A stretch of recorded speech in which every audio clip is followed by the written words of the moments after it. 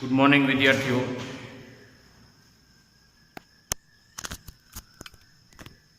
खास तो चैप्टर 6 में आपणे यू आकारनी फ्रेम लीधी थी धातुनी अने गतिकीय ईएमएफ मेळव्युं हतुं। सळियानी गतिने लीधे सळियामां उद्भवतुं इलेक्ट्रोमोटिव फोर्स एटले के विद्युत चालक बळ के जेने कारणे इलेक्ट्रॉन्स गति करता था चुंबकीय क्षेत्र ने लंब यू आकारनो सळियो हतो। तमारो टॉपिक आ प्रमाणे छे कि यांत्रिक ऊर्जानो विद्युत ऊर्जामां रूपांतरण।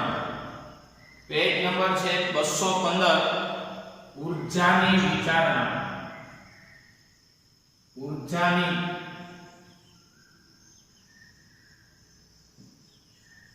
विचारणा एक मात्रात्मक अभ्यास।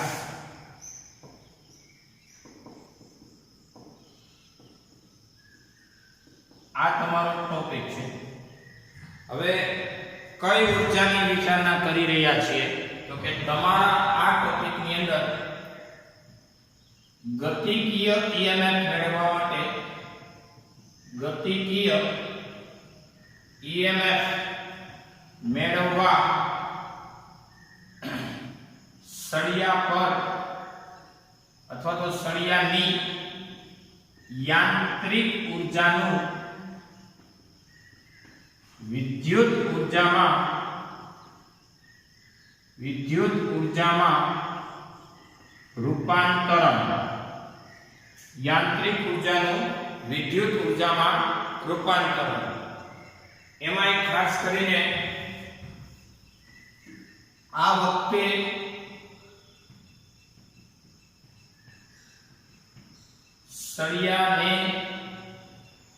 सळिया PQ ने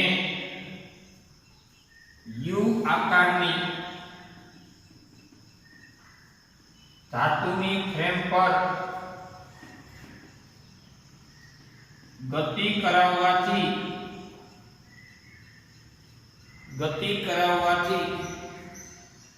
घर्षण ने लीधे उद्भवती उष्मा ऊर्जा ने अवगण्य करवानी छे। अवगणता એટલે મિત્રો તમારી પાસે આ ટાઈપનો ટોપિક હતો કે ચુંબકીય ક્ષેત્ર જે બોર્ડના સમતલને લંબ અંદર જતી દિશાનું હતું। આ છે સમાન ચુંબકીય ક્ષેત્ર। હાલમાં ચુંબકીય ક્ષેત્ર આપ જોઈ શકો છો અંદર જતી દિશાનું છે। બોર્ડના સમતલને લંબ અંદર જતી દિશાનું છે।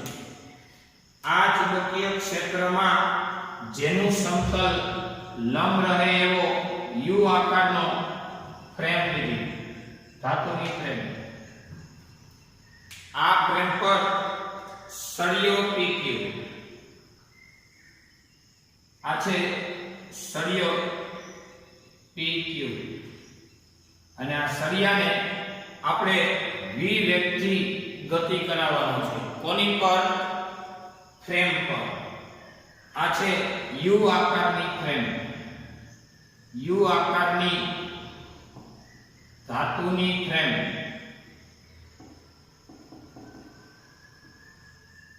आ छे धातुनो सळियो। आ वखते थशे शुं?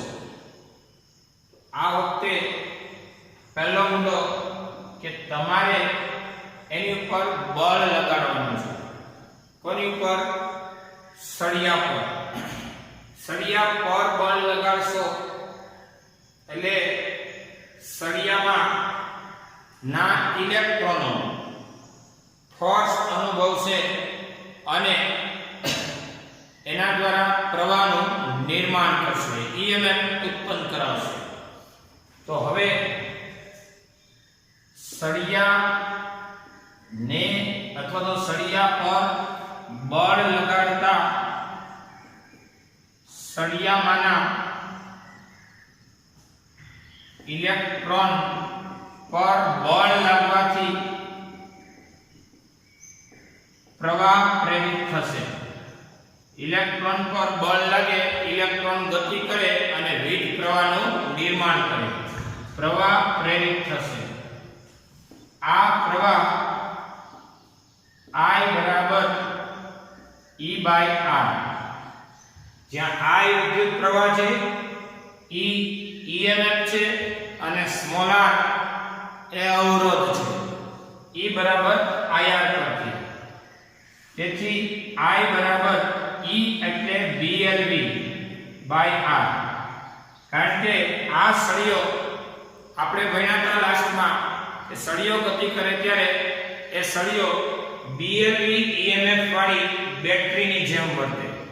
તો તમને BLV ન ખબર હોય તો એ તમને માત્ર જાણકારી માટે આપી દઉં। આ સળિયાની લંબાઈ L છે, સળિયાનું અહીંથી આ અંતર x છે, આ છેડાથી સળિયાનું અંતર x છે। તો સળિયાની ગતિને લીધે શું થશે તો કે ઇલેક્ટ્રોન એક છેડે જમા થશે અને આ તમારો સળિયો ગતિ કરે એટલે એની પર બળ લાગશે। બળનું સૂત્ર આપણે જાણો છો, F બરાબર Q કૌંસમાં V ક્રોસ B, એટલે કે F બરાબર માઈનસ E કૌંસમાં V ક્રોસ B। આ બધું જાણતા હોવા જોઈએ, આપણે આવી ગયેલું છે એકવાર। વેગની દિશા પહેલી આંગળી, V ની દિશા બીજી આંગળી, બળ લાગે ઉપર બળ લાગે, ઇલેક્ટ્રોન આવે ક્યાં, બળ લાગે ઉપર સાચું, પણ કેવી દિશામાં, નીચે। ઇલેક્ટ્રોન એક છેડે જમા થાય, નીચે ધન ખુલ્લો થાય અને આ સળિયો થઈ જાય BLV EMF વાળી બેટરી।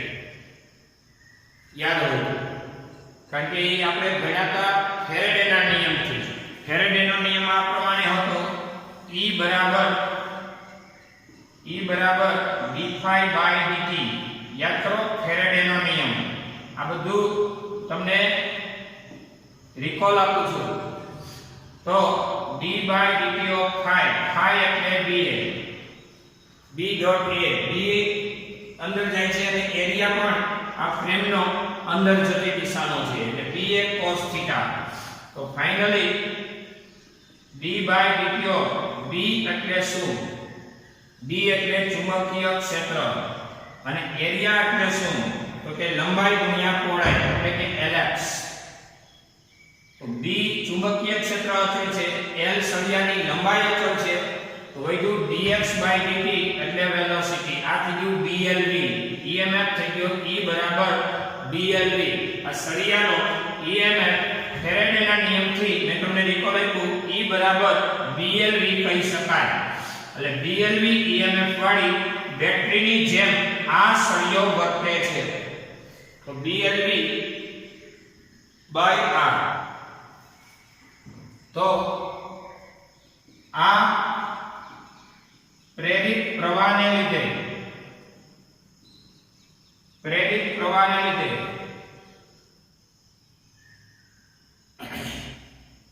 તમારું ચુંબકીય ક્ષેત્ર માં હવે પ્રવાહધારિત સળિયો થઈ ગયો। અત્યાર સુધી ચુંબકીય ક્ષેત્રમાં સળિયો હતો, ગતિ કર્યો એટલે આ સળિયો પ્રવાહધારિત થઈ ગયો। આ પ્રવાહધારિત સળિયો થયો, આ પ્રવાહધારિત સળિયો થયો। અત્યાર સુધી સળિયો હતો, કેવો, માત્ર સળિયો, પ્રવાહધારિત હતો, ગતિ કરતો નતો એટલે સળિયો હતો। હવે આ પ્રવાહધારિત સળિયો થયો, તો પ્રવાહધારિત સળિયાને ચુંબકીય ક્ષેત્રમાં ગતિ કરાવવાથી અથવા તો પ્રવાહધારિત સળિયા પર ચુંબકીય ક્ષેત્રમાં લાગતું બળ F બરાબર ILB,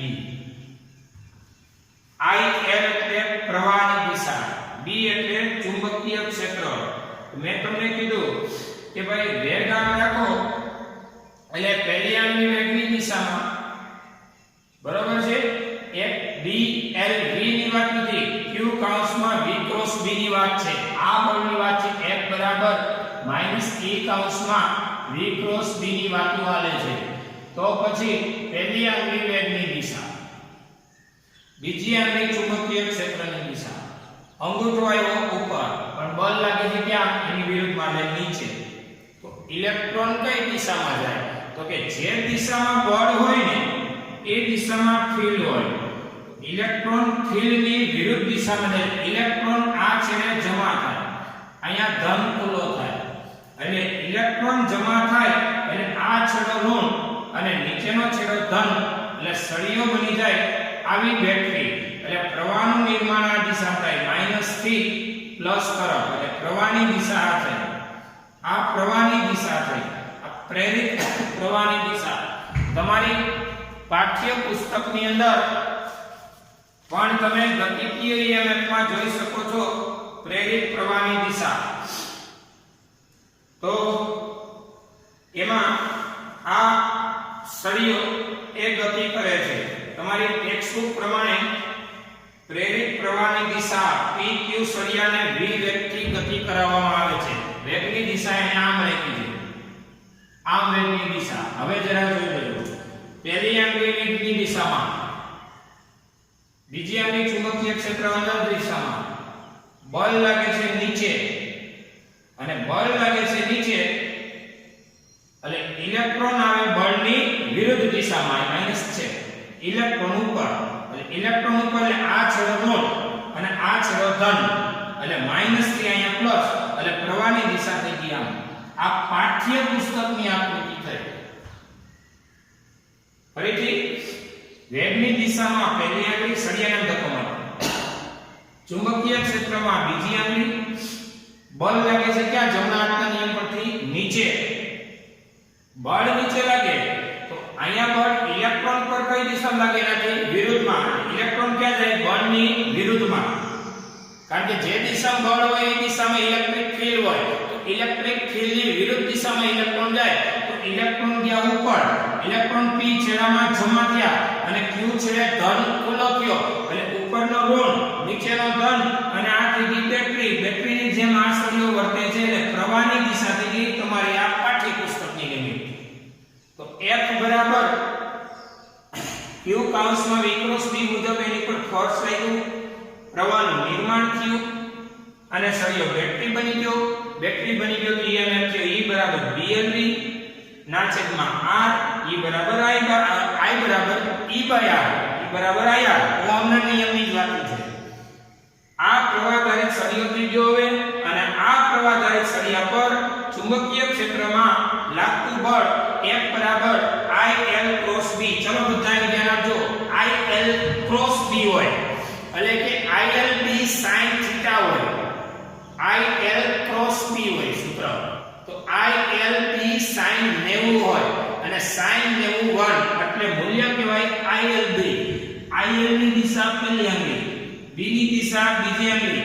ફોર્સ લાગે છે આમ, આ દિશામાં ફોર્સ લાગે. આ ફોર્સ છે ને એ ઇલેક્ટ્રિક ફોર્સ કહેવાય અને તમે લગાડો છો ને એ આ ફોર્સને મિકેનિકલ ફોર્સ કહેવાય. એટલે કે યાંત્રિક બળ છે. આ તમારી બળ છે, આ બાજુનું છે ને યાંત્રિક છે અને એનો વિરોધ કરતું છે ને એ વિદ્યુત બળ છે. વિદ્યુત બળ એ તમારી ગતિનો વિરોધ કરે છે અને તમારી ગતિનો વિરોધ થાય ને પ્લસ પોઈન્ટ થઈ ગયો. કારણ કે તમારી ઊર્જાનું તમારી ઊર્જા છે ને એનું વિદ્યુતમાં રૂપાંતરણ થઈ રહ્યું છે. મફતમાં નથી તો ઊર્જા સંરક્ષણ મુજબ તમે રાખશો. તમે આમ ધક્કો મારો ને એટલે અંદર તમારો વિરોધ થવો જોઈએ.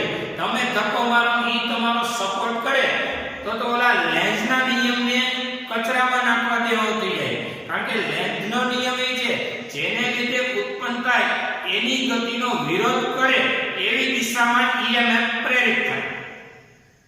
અહીંયા સળિયાની ગતિને લીધે EMF પ્રેરિત થાય છે. જે સળિયાની ગતિનો શું કરે છે? વિરોધ.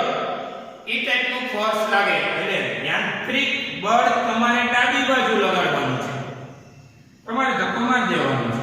પણ વિદ્યુત બળ એ આ થઈ ગયું F બરાબર IL B ટાઈપનું.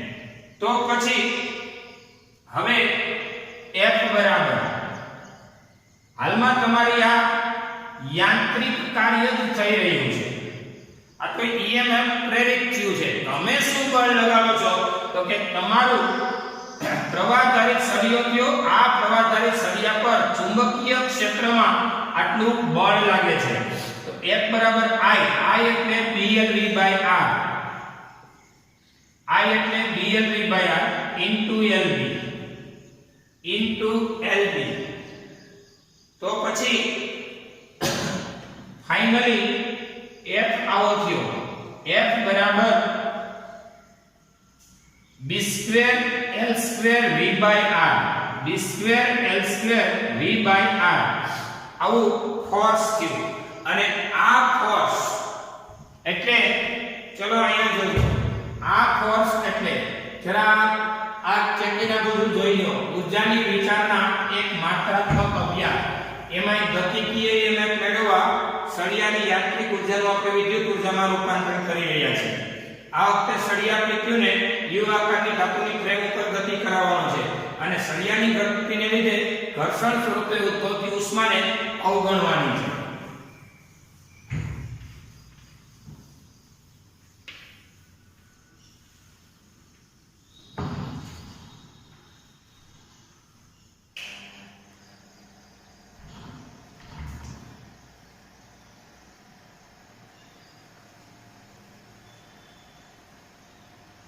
હવે જોઈએ F બરાબર આવો છે. હવે યાંત્રિક ઊર્જા એટલે કે કાર્ય W બરાબર બળ લગાવ્યું અને સળિયાનું સ્થાનાંતર. તો અમે બળ લગાવ્યું, પરિણામે સળિયાનો શું થયું? સ્થાનાંતર. તો બળ ના છેદમાં સ્થાનાંતર. અહીંયા સમય વડે ભાગી નાખ્યું એટલે યાંત્રિક પાવર થઈ જાય. યાંત્રિક પાવર P બરાબર F * V. શું કર્યું તો પાવર છે? બંને બાજુ સમય વડે ભાગી નાખ્યો. કાર્યના છેદમાં સમય એટલે પાવર અને અંતરના છેદમાં સમય એટલે ઝડપ. F * V. તો પછી P બરાબર F એટલે B² L² V/R અને into V. તો P બરાબર B² L² V²/R. આ તમારા માટે અગત્યનું સમીકરણ. અને આ પાવર કયો? યાંત્રિક. યાંત્રિક એટલે મિકેનિકલ. મિકેનિકલ પાવરનું આ સૂત્ર છે. તમારી યાંત્રિક ઊર્જા દ્વારા યાંત્રિક પાવર આટલો વપરાઈ રહ્યો છે. મેં અગાઉ કીધું ઘર્ષણને લીધે ઉદ્ભવતી ઉષ્માને શું કરવાની કીધી? અવગણવાની. તો હવે આ યાંત્રિક પાવર નો વિરોધ કરે અને ઉદ્ભવતો વિદ્યુત પાવર, તો તમારી આ ઊર્જા જે કાંઈ છે એ વિદ્યુત ઉષ્મા સ્વરૂપે, જૂલ ઉષ્મા સ્વરૂપે જે કાંઈ વ્યય થતી હોય એટલે એ I²R પાવર, વિદ્યુત પાવર P બરાબર I²R. આ પાવર ઇલેક્ટ્રિકલ I²R કીધું મેં. I એટલે અહીં જોજો BLV/R, BLV/R all square into R એટલે B² L² V²/R² into R. એક R કેન્સલ કરો તો વધ્યું B² L² V²/R. આ પાવર ઇલેક્ટ્રિકલ. આ નંબર 2. એટલે તમારે સમીકરણ 1 અને 2 પરથી, સમીકરણ 1 અને 2 પરથી પાવર મિકેનિકલ બરાબર પાવર ઇલેક્ટ્રિકલ તમે સાબિત કરી શકો છો. તમારી યાંત્રિક ઊર્જાનું અહીંયા વિદ્યુત ઊર્જામાં રૂપાંતરણ થાય છે એ તમે મેળવી શકો છો. પેલા સળિયા પર બળ લગાવ્યું, કોણ લગાડશે? તો કે આપણે પ્રેક્ટિકલી આપણે, નહીં તો કોઈ મશીન.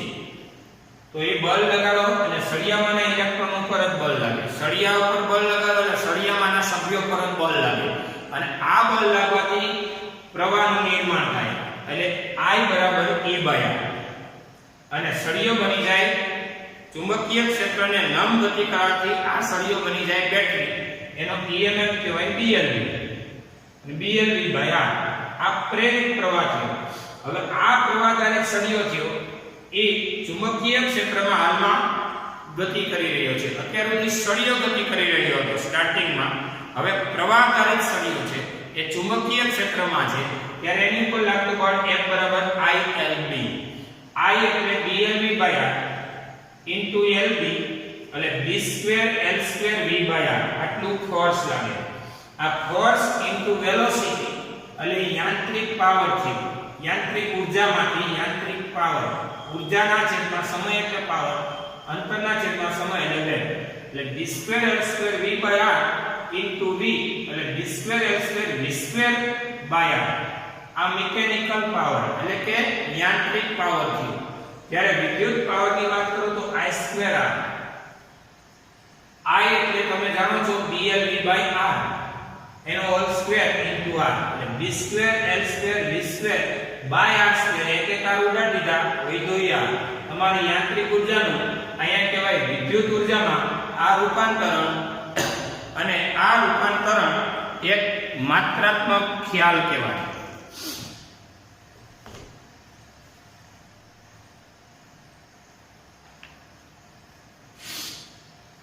જોઈ લો.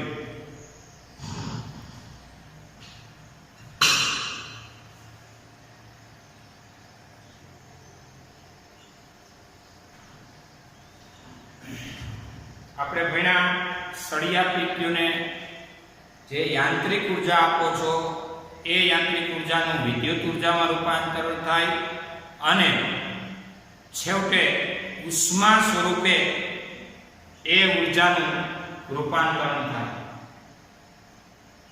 અને ઉષ્મા સ્વરૂપે વિખેરણ થાય. તમારી ઉર્જા છેલ્લે આ તો આપણે અભ્યાસ માટે કીધું ઉષ્મા સ્વરૂપે અવગણતા, પણ તમારી ઉર્જાનું ફરીથી બોલું છું યાંત્રિક ઉર્જા એટલે કે સળિયાને તમે ધક્કો મારો ત્યારે ઉદ્ભવતી આપણા દ્વારા થયેલું યાંત્રિક કાર્ય એટલે કે આપણા દ્વારા અપાયેલી યાંત્રિક ઉર્જાનું વિદ્યુત ઉર્જા અને ઉષ્મા ઉર્જામાં રૂપાંતરિત થાય.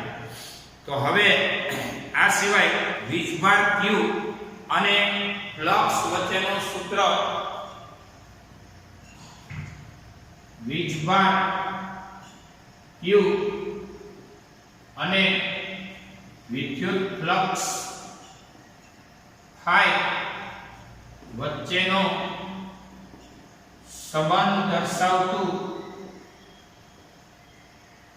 સૂત્ર ડેલ્ટા Q બરાબર ડેલ્ટા phi બાય R મેળવો, જ્યાં R અવરોધ છે, સ્મોલ r એ અવરોધ છે. વીજભાર Q એ પ્રેરિત વીજભાર છે. એટલે પહેલા આપણે ફ્લક્સ મેળવવા ફેરેડેને બોલાવશું. ફેરેડેના નિયમ પરથી વીજભાર Q પર લાગતું બળ નથી પણ ચુંબકીય ક્ષેત્રના ફેરફારનો દર છે. ફેરેડેના નિયમ પરથી પ્રેરિત EMF E બરાબર delta phi by delta t છે. અહીંયા માઈનસ નિશાની એ લેન્ઝના નિયમની હાજરી બતાવે છે, જ્યાં ઋણ નિશાની લેન્ઝના નિયમની હાજરી બતાવે છે. તો પ્રેરિત EMF નું માન એટલે delta phi by delta t છે. આ પ્રેરિત EMF નું માન છે. હવે આ વીજભાર ગતિને લીધે પ્રેરિત પ્રવાહ નું સૂત્ર E બરાબર I into R. પ્રેરિત EMF ને લીધે ઉદ્ભવતો પ્રેરિત પ્રવાહ, પ્રેરિત EMF ને લીધે ઉદ્ભવતો પ્રેરિત પ્રવાહ I બરાબર E by R. તેથી E બરાબર IR. તેથી E બરાબર I એટલે delta Q by delta T. યાદ કરો, I એટલે delta Q by delta T અને into small r number 3. Number 2 માં E છે, નંબર 3 માં પણ E છે. તો આપણે 2 અને 3 ને સરખાવી શકીએ. 2 અને 3 સરખાવતા સમીકરણ 2 એટલે delta phi by delta T અને 3 એટલે delta Q by delta T into small r. બેના જમણા સ્ટેપ સરખાવ્યા. બંને બાજુ સમય કેન્સલ. તો ફાઇનલી ડેલ્ટા Q બરાબર ફ્લક્સનો ફેરફારના છેદમાં અવરોધ. પ્રેરિત વીજભાર એટલે ફ્લક્સનો ફેરફારના છેદમાં અવરોધ. બહુ મહત્વનું સૂત્ર છે, જોઈ લો, નોંધી લો.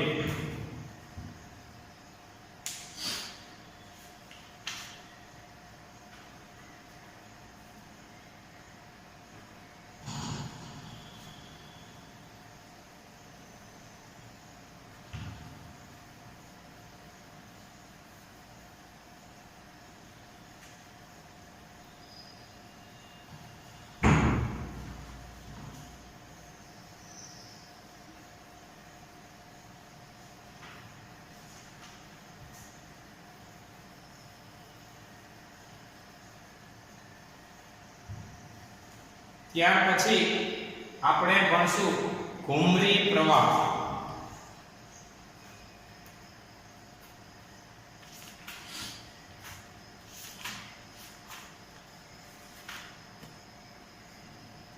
ઘુમરી પ્રવાહો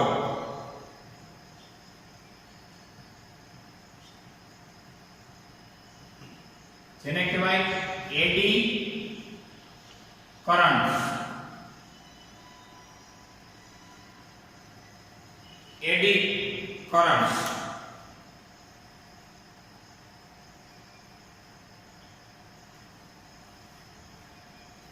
એડીઓ, એડી નહીં, આમ નહીં, પણ એડી. એડી એટલે ઘુમરી. તો નવો જ ક્વેશ્ચન છે, સાંભળજો જરા કે ઘુમરી ક્યારે છે. તો સામાન્ય રીતે ઘુમરી પ્રવાહ એ ધાતુના ટુકડાને બદલાતા જતા ચુંબકીય ક્ષેત્રમાં મૂકવાથી ધાતુના ટુકડાને બદલાતા જતા ચુંબકીય ક્ષેત્રમાં મૂકવાથી આ ટુકડા પરના આ ટુકડામાંના ઇલેક્ટ્રોન પર બળ લાગે. આ ઇલેક્ટ્રોન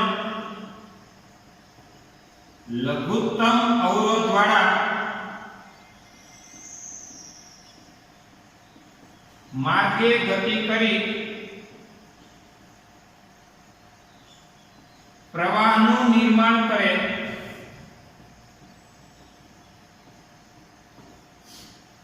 આ પ્રવાહ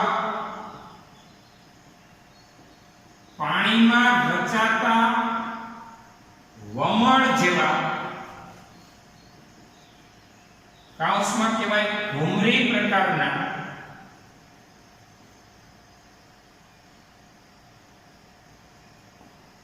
હોવાથી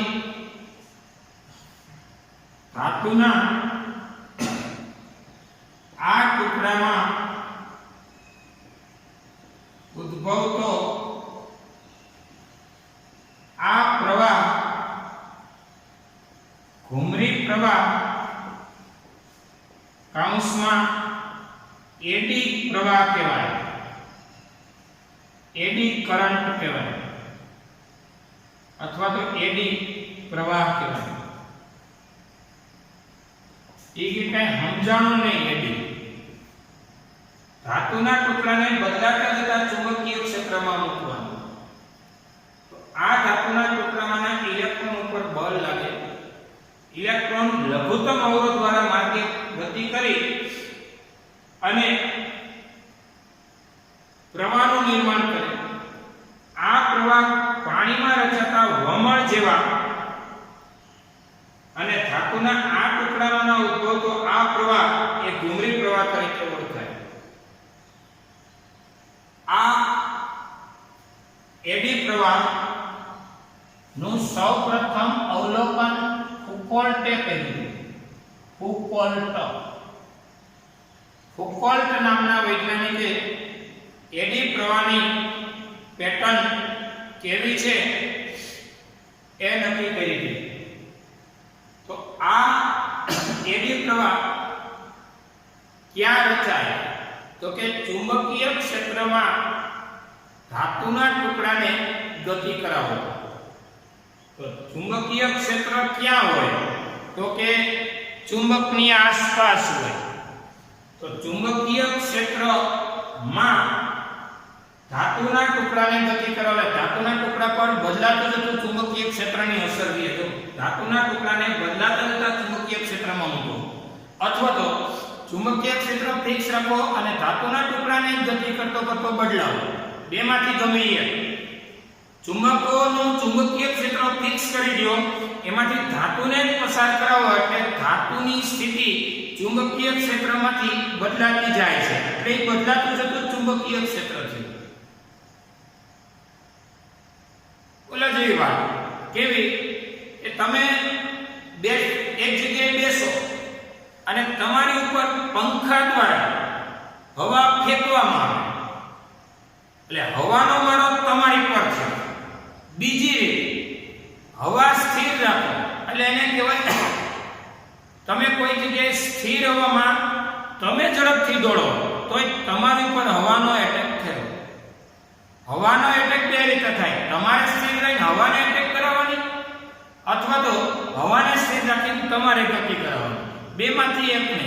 એમ ચુંબકીય ક્ષેત્રમાં ધાતુના ટુકડાને ગતિ કરાવવાનો અથવા તો ધાતુના ટુકડાને સ્થિર કરી ચુંબકીય ક્ષેત્રને એમાં બદલાતું જતું કરવાનું. અહીંયા ફુકોલ્ટે અવલોકન કર્યું. ફુકોલ્ટે અવલોકન કર્યું એટલે એને આવો ધાત્વિક સુવાહકની પ્લેટ લીધી. આ છે ધાતુનું તકતી. ધાતુની તકતી લીધી. આ ધાતુની તકતીને ચુંબકીય ક્ષેત્રમાંથી અમુક ભાગમાંથી ફેરવવામાં આવી. તો અમુક ભાગ પૂરતું ચુંબકીય ક્ષેત્ર રજૂ કરવા બે ચુંબકની જરૂર પડે. અહીંયા N, અહીંયા S.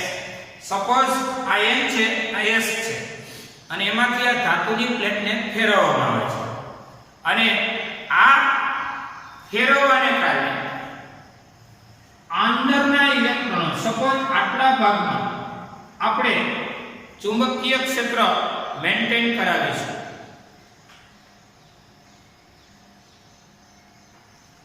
અથવા તો આટલા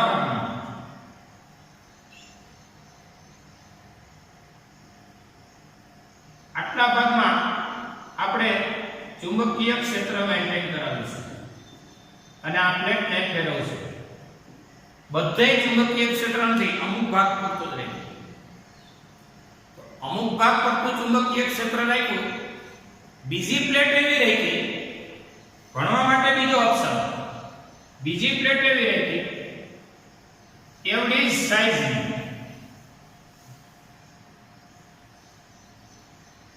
રેડી એ જ સાઈઝની આ ધાતુની તકતી છે. ફેરવવાનું ચાલુ રહે. અહીંયા કોઈ પ્રકારનું ચુંબકીય ક્ષેત્ર ન રહે.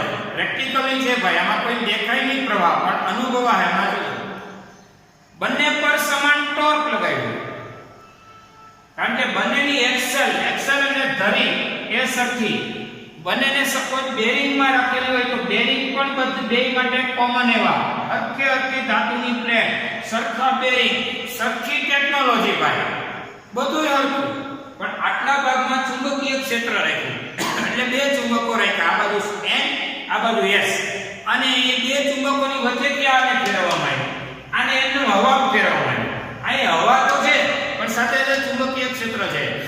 તો હવે થયું તો કે જ્યાં ચુંબકીય ક્ષેત્ર છે એટલા ભાગમાં ઇલેક્ટ્રોન ઉપર પ્લેટની ભ્રમણને લીધે ઇલેક્ટ્રોન ઉપર એ બંધ માર્ગીય પ્રવાહ રચાય કે જે પ્લેટની ગતિનો વિરોધ કરે.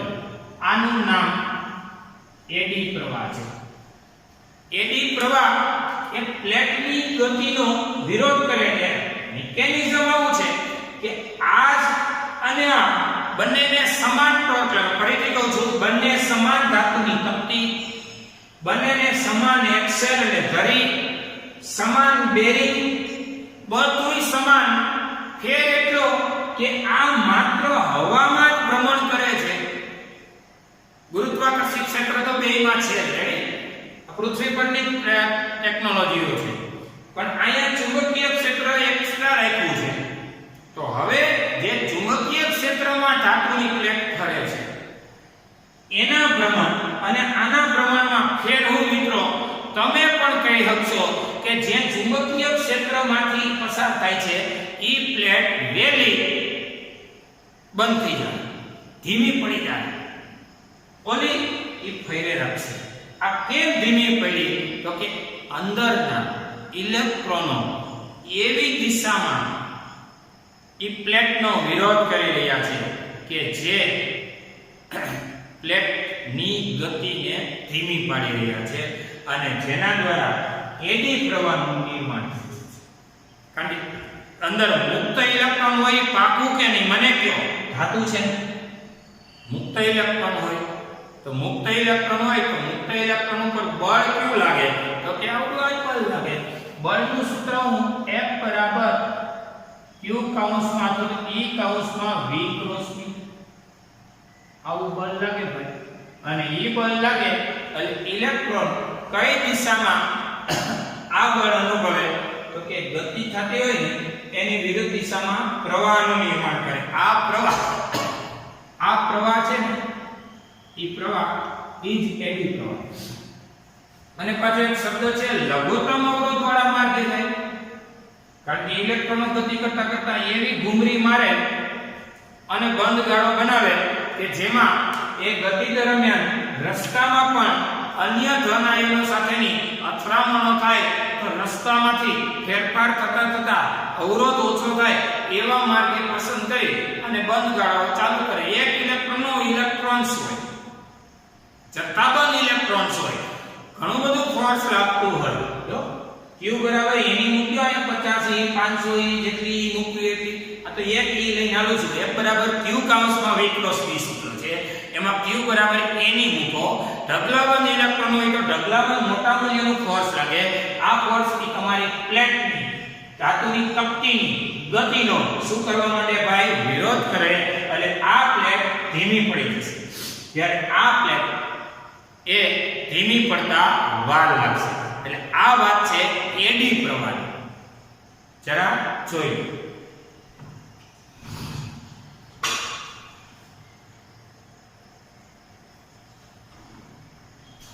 મિત્રો નેક્સ્ટ લેક્ચરમાં આપણે એડી પ્રવાહને ડીપમાં ભણીશું. હાલમાં આપણો અહીંયા સમય પૂરો થાય છે. ડેલી ટેસ્ટ નોંધી લો. નેક્સ્ટ લેક્ચરથી ઘુમરી પ્રવાહ એટલે એડી પ્રવાહને ડીપમાં ભણીશું. ડેલી ટેસ્ટ યાંત્રિક ઊર્જાનું વિદ્યુત ઊર્જામાં રૂપાંતરણ સળિયાના ઉદાહરણથી સમજાવો. બીજું, એડી પ્રવાહનો ટૂંકમાં પરિચય આપો. એટલે ટૂંકમાં જો આ કેમ એડી પ્રવાહ રચાય ને કેવા હોય આ આકૃતિ જરા સમજાઈ દેવાની. આ એડી પ્રવાહનો ટૂંકમાં પરિચય થયો, ડીપમાં નહીં. નેક્સ્ટ લેક્ચરમાં આપણે ડીપમાં ભણીશું. અહીંયા સુધી જોઈશું.